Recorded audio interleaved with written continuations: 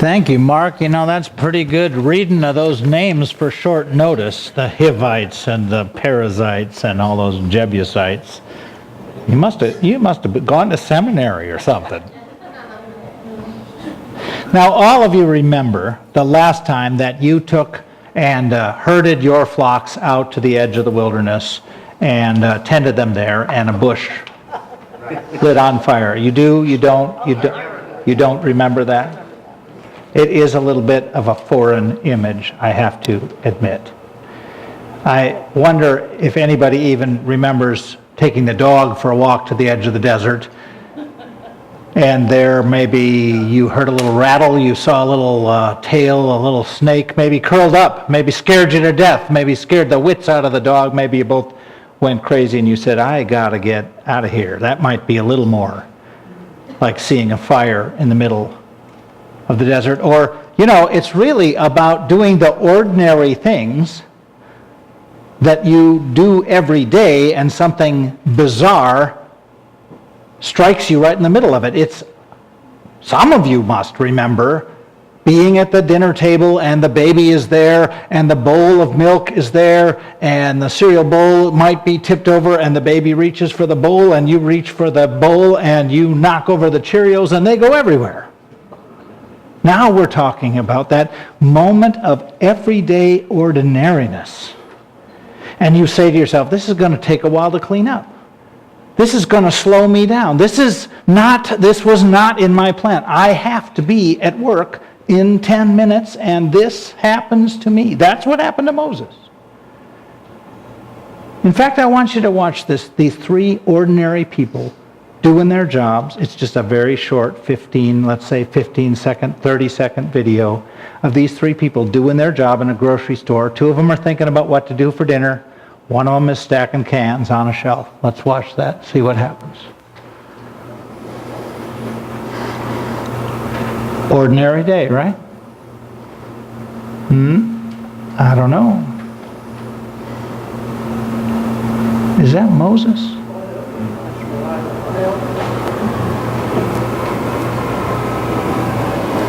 All right. Yeah. Yeah, the bush is burning. Yeah. That's an interruption in what normally happens every day. That's what happened to Moses. A fire in the desert. We do live in a desert state, right? So if I said to you Yarnell Hill, or if I said to you Alpine, or if you thought about fires in Arizona, California, you would say that a bush burning up near a mountain is not a good thing. So when God said to Moses, why don't you just take off your shoes and stay a while, make yourself comfortable, I'll be your host here while this bush burns, Moses might just have said, no, actually, I'm leaving my shoes on and I'm going to skedaddle because this is not safe. And that is what often happens to the prophets who get a call. It's at first a little terrifying. Think about it. Those shepherds on the hill, the first response they had when the divine presence came, they're terrified. That young woman who was told she would be bearing God's son, sounds like good news. She was terrified. Moses is there in front of a bush. I think he's scared. Maybe he ought to be. Because that is how it happens. I mean, you are in the middle of just whatever mostly occupies your time. James and John, they're fishing with their dad. They're at their dad's boat. Bam! Peter is doing what he loves to do. Andrew comes in. Come on, you got to see this guy. Bam! Changed his life forever. Some woman comes in from Samaria, from the well. You're not used to seeing what she's done, she's not used to talking to everybody. She comes in, you get out here. You got to see this guy at the well. You've got to see this. Paul and his troop heading out to Damascus. They're just doing their job. It's another day in the sheriff's life. They're just going to harass some Christians and take a few off to jail, and nothing's going to be different than it was yesterday or last week, and bam! Struck blind. He's terrified. Sometimes God comes to us and says, stop everything. I have a job for you. And you say, no, you must have me confused with someone else. I think you don't mean me. Please pray with me.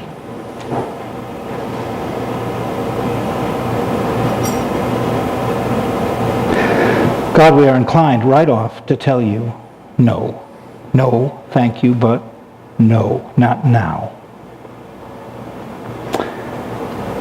And we ask that you allow a little bit of maybe to creep into our minds and hearts when you speak a word of truth in our ear. Amen. You see, I am not convinced that the standard answer that the prophet gives, here I am, send me, is necessarily translated correctly. It sounds like, yep, but I think it's like this. I'm right here.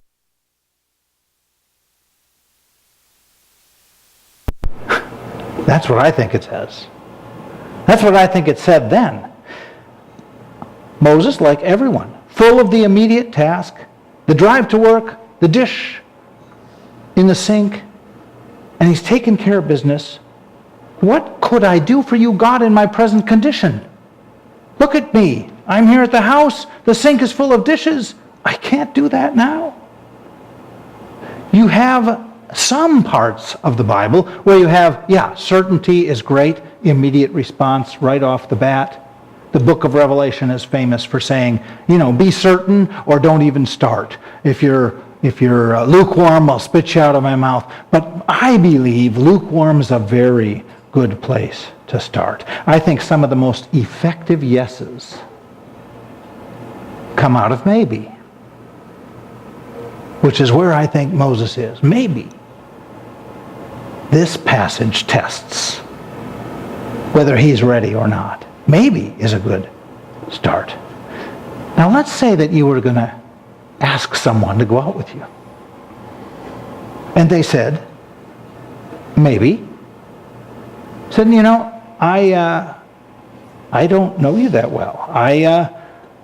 I'm not sure I'm ready for a relationship right now. I am not very comfortable in social situations like you just suggested.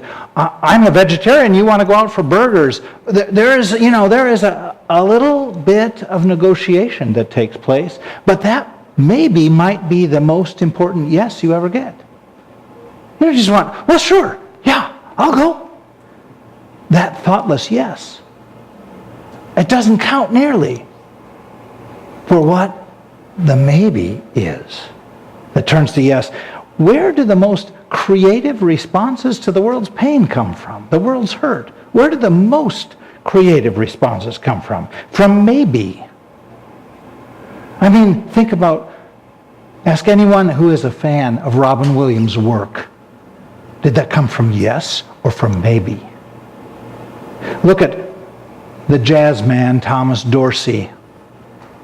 After the death of his wife in childbirth, after the death of his infant son, then he wrote the hymn, Precious Lord, Take My Hand.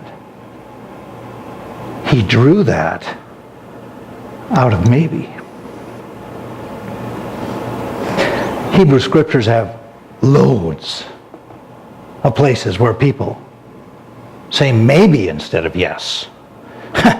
The conditional yeses. Every other psalm is full of conditional yeses. It starts with, I don't like this, and I don't like that, and I feel abandoned, and I'm feeling alone, I'm tired, and Lord, my enemies are all around me, and they're mocking me, and then, but maybe I will. praise you. Ann Weems took the pattern of Psalms and wrote lament psalms, Psalms of Lament. This is Lament Psalm 36. She wrote this book, all of it after the death of her son Thomas. The lament psalms are not correlated to psalms in the Bible, but they take that pattern that I'm not sure I like what's happening, but, oh God, help me get home. I'm lost in the forest of fear.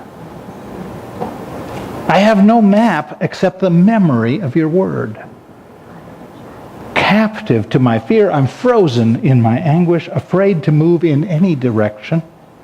Which way, O God? Which way leads back home? The Old Testament is loaded with people who say maybe. They say, I don't know. Is there really a path for me that you could show me with some specificity? There are two disciples of Christ, pastors in our immediate area that I respect enormously. Both of them recently went on the path of San Juan of Compostela out in Spain on a walk that was really a journey in their wilderness to find the call that they wanted. That I think of them as some of the best preachers in our area. They wanted to find what maybe looked like before they said yes. And one of them wrote to me just yesterday, now all my praying has made me want to take all that money that was given to me for this trip and commit it to the Nogales church that is waiting for refugees to come and stay in their place. I'm going to dedicate all that there. He became clear in his wondering what God was calling him to do. And let's face it, God is very clear with Moses in this. It's just that Moses is not very clear with God. Moses does not sign up right away. It's Moses's maybe that we've got. Because he says, well, I'm not this, I'm not a good speaker. I don't think you want me. There are some real pharaohs out there, says God. Not just to Moses, but to us. God is very clear. There are some real pharaohs stepping on the backs of people they are pledged to protect and to serve right now. There are some real big lies being told out there that truth might correct, that God's vision for the world might correct. Lies being told about what makes you happy or what makes you free. There are some people selling snake oil out there who need to be stopped right away. People who might be selling this chemical that'll make you feel great, or that new car or new gadget or whatever it is, that bit of clothing with a fancy label you just wore to school last week. Maybe that was sold to you by someone who should have been put in their place before they sold it to you. So God says to us, I want you to be good news to this very world. I want you to be good news today to one of your neighbors that needs to hear it. So here's your first step, and here's your second step. And we'll say, well, maybe, but I do have homework before we do that, and or yard work. I'm just getting settled in my house, I was going to watch a movie this afternoon. I'm not as nimble as I used to be. I used to run a half marathon, and now I can't even finish half a sandwich. I can't see very well. I can't speak as well as I once did. My hearing's not as good. And you know what? I still don't have that 6-month emergency fund in the bank that I was hoping for, so I can't really do something about that person who's hungry over there. It's not a good time. I was driving up the freeway exit yesterday, and this guy was standing there with a sign. Now, they don't usually get $5 from me, but there he was. In fact, it wasn't $5 that I noticed. It was a bag from a hamburger place that was handed over to him. Out of a window came a bag with some food in it. And you know what he did? He picked up that hamburger, he started to eat it, and he gave a little piece to his dog. He was ready right there. I mean, he had zero to eat. It didn't take long for him to share. How come that was so easy for him? And it's so hard for us. To just be ready. How can we spend $300 on a cell phone bill every month and not be able to spend $30 in offerings to the work that God does every month? How is that possible that we are not there? Well, maybe, we say. And God turns up the heat on Moses in this story. That's what the bush is for, I suppose. Turns up the heat on you or on me. A bush on fire, a box of Cheerios spilled all over the floor, 5 shelves of liquids pouring on your shoes, and suddenly you're awake. Suddenly you're saying, okay, maybe it is time for me to listen. I mean, maybe. You've had your shoes off long enough, says God. Get them back on. It's holy ground, I know, but redeem the land that's right beyond where you're standing. You've been shepherding someone else's flock, Moses, and I've got a flock for you to shepherd. It's called the people of Israel, and I need you to do that right now. Ready or not, I need you to do it right now. I've seen, I know, says God, I've seen, I've heard. My answer to all that I've seen and heard and all that I know about the hurts in the world is you. That's what this passage says. My answer to the world's hurt is you. God has a grand plan for the world, and it's rooted in human activity, human responsibility, and human obligation. That's what the book of Exodus says. That this grand plan is you, and me, and us. And not just maybe, but now. Now Moses, if he's the model of response, then he didn't surrender all his maybes in the chapter 3. I mean, there's maybes in chapter 4 and 5. There's maybes when he gets around to chapter 32 and 33 and 34. There's setbacks. There's suggestions. He demurs. He defers. He complains. He scratches his head. He says, he gives God suggestions on how they could do it better. But at the end of the day, he decides he is the one called to be the liberator of all of Israel. Because once you have been called and you know it, you have to be prepared to be convinced. You can go back and forth, but you have to be prepared for a pretty strong and powerful God who speaks in your ear with a very convincing this and then this, and then this and then this. And even if it starts as all good yeses do with maybe, you still have to end up at yes in order to stay in the path God sets you on. Moses was right. He was a fugitive. He was a murderer on the lam. He was maybe not the best person to go to Pharaoh and right into the heart of Egypt when he's the criminal. Maybe he wasn't the best speaker. Maybe sometimes he was a coward. Maybe sometimes he wasn't effective as a leader, as you can see by the people wandering off wherever they darn well pleased and grumbling without having an answer ready at hand. Maybe he wasn't. He's oafish at times. But he became Moses the prophet. Moses the liberator. Moses making good on God's plan. And why? Because God said, when they ask you who I am, then you tell them that I am sent you. that I will be with you. And what do you have to worry about then?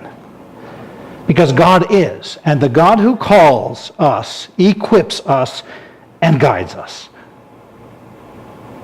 Guide my feet, says the spiritual, while I run this race. I don't want to run this race in vain. Maybe you could say that with me. Guide my feet. Guide my feet while I run this race. while I run this race.